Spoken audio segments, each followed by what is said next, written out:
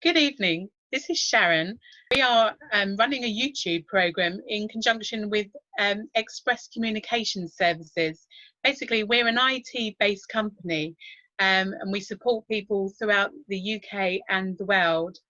Now, today, we have a very valuable guest with us, a gentleman called Ram, who's basically has a lot of knowledge and expertise in the GDPR world. And basically he's going to explain to us about some guidelines, which obviously not everyone's is sure about because it's quite a confusing topic. And so basically he's going to explain about SMEs as well as for large organisations what the impact is. But first of all, Ram, before we start, and lovely to meet you today. What I just really want to know first of all is to do with the COVID-19. How has this impacted GDPR and the guidelines? What kind of impact has that made? Thank you, Sharon, for considering me for this video presentation. And I'm doing quite well during COVID. The COVID-19 has posed lots of challenges for the GDPR compliance perspective because suddenly more and more people were asked to work from home, which the organizations were not prepared for in a fullest sense. Although due to work-life balance, the employees were working from home on and off, but not every day. With COVID-19, the risk initially were fairly high for the employees to start working, but the organizations have taken adequate steps to make the infrastructure safe and secure for them to work from home. And now the risks are very low, but certain things which are difficult to be controlled, especially while the children and everybody else is working, is at home. So the risks still remain, but they are manageable, and the no significant data breaches have been reported, luckily, during COVID-19, which is a very good sign. That's great. So what does it involve to have GDPR implementation? Well, GDPR implementation requires that personally identifiable information of UK and EU citizens must be protected by the organizations worldwide.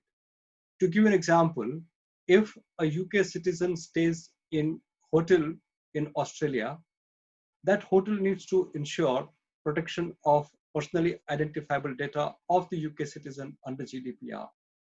The GDPR involves data protection at multiple levels, including technology, business processes, and business contracts across the organization.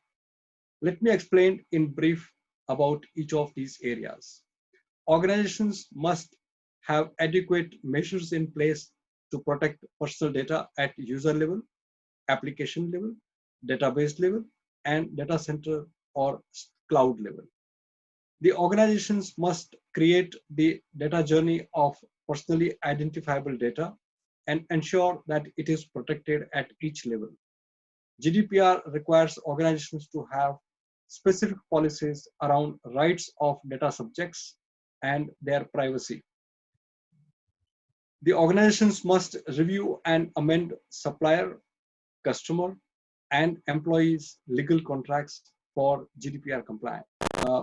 In addition to above, the organizations must register themselves with National Enforcement Authority, Information Commissioner's Office in the UK, and have data protection officer to oversee GDPR compliance within the organization and coordinate with ICO for data breaches, if any.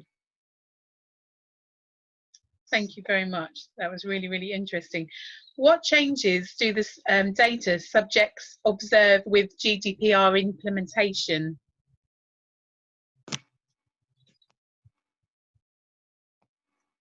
Yeah, very interesting question. GDPR implementation was organizational priority due to stringent content and enforcement penalties. The government publicity and employee level GDPR training has increased consumer awareness about GDPR and their rights. Changes are the consumers give their consent for using and sharing personal data.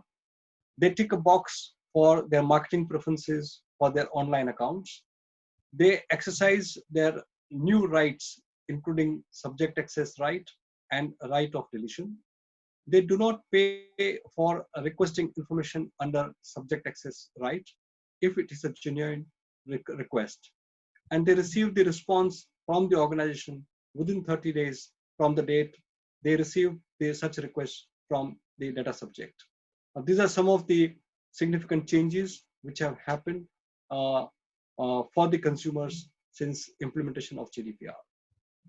Okay, thank you very much for explaining about that.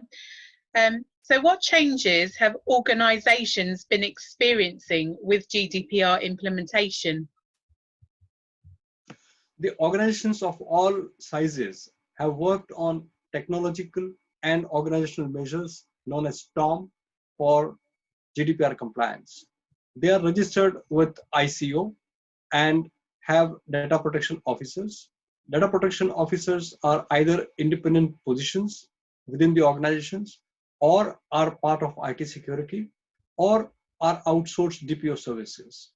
The organizations the organizations receive more requests under subject access request, and they provide personal data within 30 calendar days from the date of receiving such request. The organizations have GDPR related policies. The most complex task has been GDPR compliance for technology due to old business processes, old technologies, IT architectures, and compliance costs.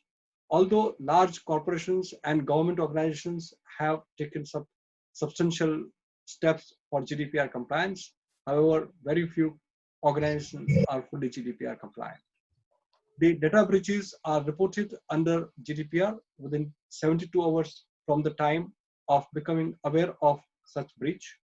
ICO has conducted investigations of these data breaches and imposed penalties which are much higher than the maximum penalty of £500,000 under Data Protection Act 1998. That's great. Thank you very much indeed. And the final question that I have to ask you, what should small and medium-sized organizations do if they had not started their GDPR journey? Small and medium-sized organizations have worked on GDPR compliance, and many of them need to do more. They think that they have adequate security measures in place to protect personal data.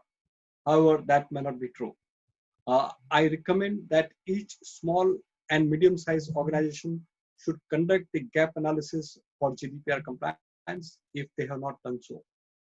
I come across organizations who consider GDPR compliance after the data breach has occurred or a subject access request is received. Organizations should be more proactive rather than reactive. This is my another recommendation to small and medium-sized organizations. They should not take GDPR compliance lightly. Thank you. That's fantastic. Thank you very much indeed. Now, I think we may just extend this out to the panel here today. Anybody else out there in the panel that would like to ask any more questions about GDPR today? I believe we have Rizwan Gori. I can ask Ram. Small business have to do for GDPR compliant, like how they can do the gap analysis, especially. Do he need any specialist for that, or? Yes, it is recommended that they should avail the services of the subject matter experts. The reason being, the GDPR by law is very complex. It has many new things, and if the organization is more into their own core business, then they might struggle to deal with all the aspects of GDPR. To give you an example, each industry sector has the different norms for retaining the data of the data subjects for a certain period. For example, if you take the education sector, then a child going to the nursery, may leave the nursery in next 6 or 8 months, or maximum until they turn 5. But that nursery needs to have the protection of the personal data of this child up until the child turns 25 years of age. That's a very tall thing. Now, an organization might be aware of such things, but they may struggle to deal with how to save that data. What technological and organizational measures should be in place. Now, this is where the experts with GDPR knowledge and experience can help them. That's perfect. Thank you so much for answering these questions. Can I extend it out to the panel anymore? Is there anybody else out there that would like to ask a question today?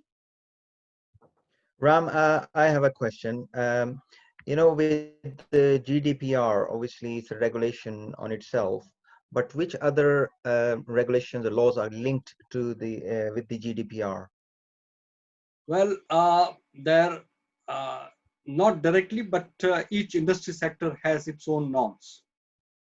To give you an example, if it's related to driving, then the driving license, DVLA, Driving Vehicle License Authority, DVLA, has its own norm, which states that the organization needs to report within 24 hours from the date, from the time they become aware of the data breach to DVLA, that there is a breach.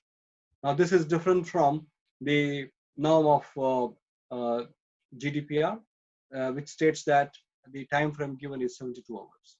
So each industry sector has different norms, and they need to comply with it. But something related to this, many other things have come up, such as the PSD2. That's the new thing which has come up. And organizations which are dealing with the payments, they are looking into it very seriously. It came into effect from September 2019, to the best of my knowledge. So each industry sector has its own norms. That's perfect, Rem. Thank you so much for your time today. I think everything you've said is very, very interesting and informative, and we've learned a lot. So we really appreciate your time today. Thank you.